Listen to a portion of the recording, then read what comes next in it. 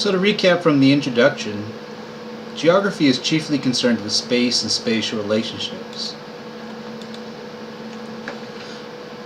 Another way to describe this is that geography is concerned with the distribution of phenomena, either natural or cultural things or ideas, across the surface of the Earth. So while there are different subfields of geography, such as physical or human geography, the thing that they all share in common is this concern with space or location. So it doesn't matter if we're talking about economic geography or plant geography or whatever, we're all concerned with some type of phenomena that occurs over space. So when it comes to space, we are concerned with where things are located on Earth. When it comes to location, there are two ways we can describe location. The first is absolute location. This is a way of describing precisely where something is on the Earth's surface using a mathematical measurement. The primary system we use to describe the absolute location of something is called latitude and longitude. Latitude and longitude uses angles to describe any specific location on the Earth. The other type of location is relative location, or where something is relative to something else. So for example, the film about the border region describes how the relative location of northern Mexico to the United States affects its economic circumstances.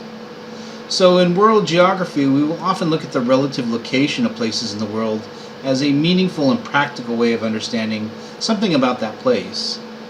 For example, the small island country of Singapore, which is down here, the tip of the Malaysian peninsula, is a small island without natural resources. However, it is highly developed and relatively wealthy country because of its relative location on global shipping routes. So going back to absolute location,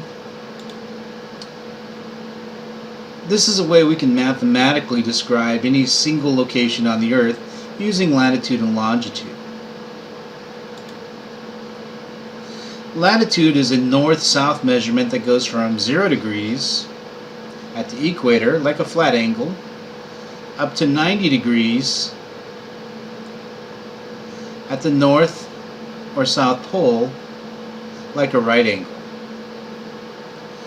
Longitude, on the other hand, is an east-west measurement. It starts at 0 degrees at the prime meridian,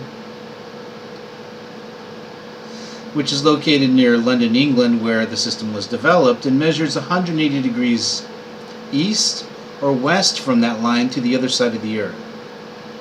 So if we look at this map here, we can estimate the location by latitude and longitude for places like Oslo, Norway, which is about 60 degrees north,